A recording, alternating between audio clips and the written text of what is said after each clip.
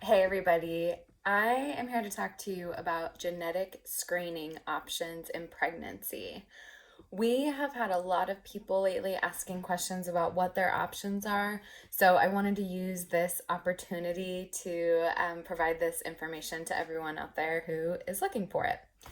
So, first of all, I want to say that prenatal genetic screening can be different for everybody. It's individualized, and not every test is appropriate for every person.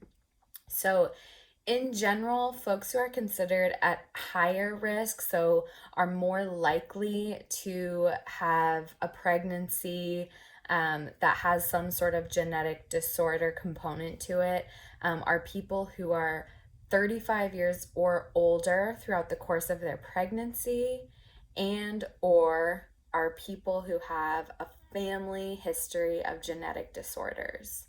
So, if you don't fit either of those two categories, then you are considered low risk in terms of genetic disorders with your pregnancy. So, you might opt out of prenatal genetic testing altogether. And even if you are a part of those categories, you may also choose to opt out of genetic screening altogether.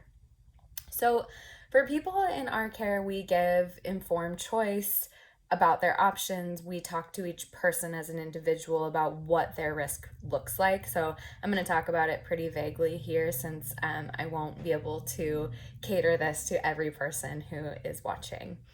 So, there are two components to prenatal genetic screening in our care and in most settings in terms of getting prenatal care uh, as it relates to genetic screening. So, the first component is a blood draw. This blood draw is called NIPT or NIPS, stands for non invasive prenatal testing or non invasive prenatal screening. They're the same thing.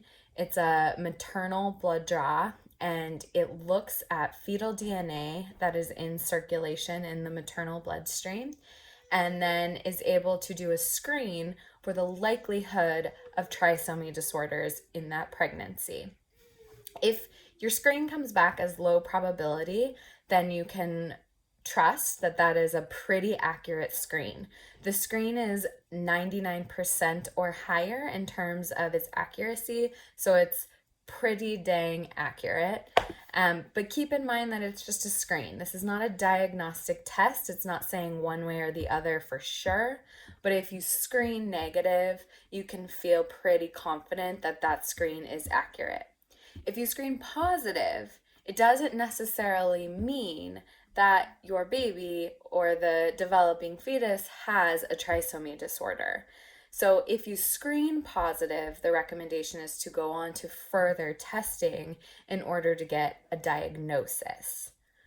I hope that different makes sense in terms of the difference between a screen and a diagnostic test. So the screen is like a wide catch-all. If you're negative, you can feel pretty confident it's negative. If you're positive, it's not for sure. It means more testing needs to be done to find out for sure. So that's the first component of prenatal genetic screening. For people in our care, we just do that blood draw during one of their prenatal visits with us and they can get that information. Another component to this blood draw is that you can find out the fetal sex if you would like during this blood draw. That's something that is exciting to many people in our care, is that you can find the fetal sex out as early as 10 weeks with this blood draw. The second component to genetic screening for trisomy disorders is to do an ultrasound. So that ultrasound is to be scheduled in between 11 and 14 weeks, sometimes 13 weeks, depending on the ultrasound tech, but generally 11 to 14 weeks of pregnancy, and it's looking for something called nuchal translucency. Those are the folds in the back of the baby's neck, and this ultrasound is looking for markers, soft markers of Down syndrome specifically.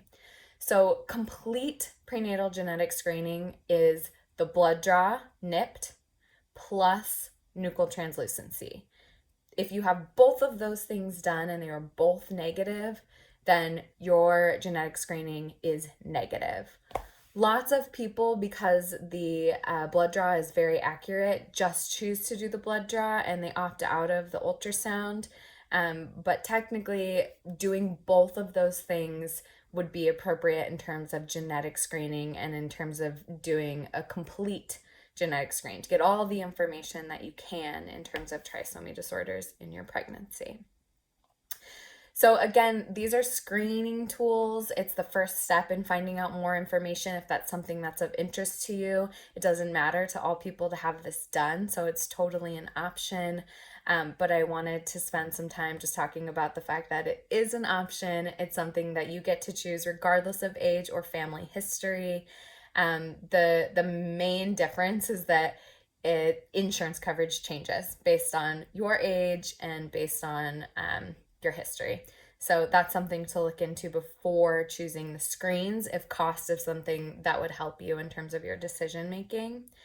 And in midwifery care, with prenatal screening, it's a tool to find out information, but it doesn't necessarily mean one thing or the other in terms of where you can or cannot have your baby and what the remainder of your pregnancy might be. All right, I hope that was useful for you all to hear. This is something that's available in all prenatal care settings, definitely with midwives, and in the hospital, of course. And I encourage everybody listening to work with a provider who is willing to give them informed choice about all of their options and who's willing to support them in the decision making that's best for them.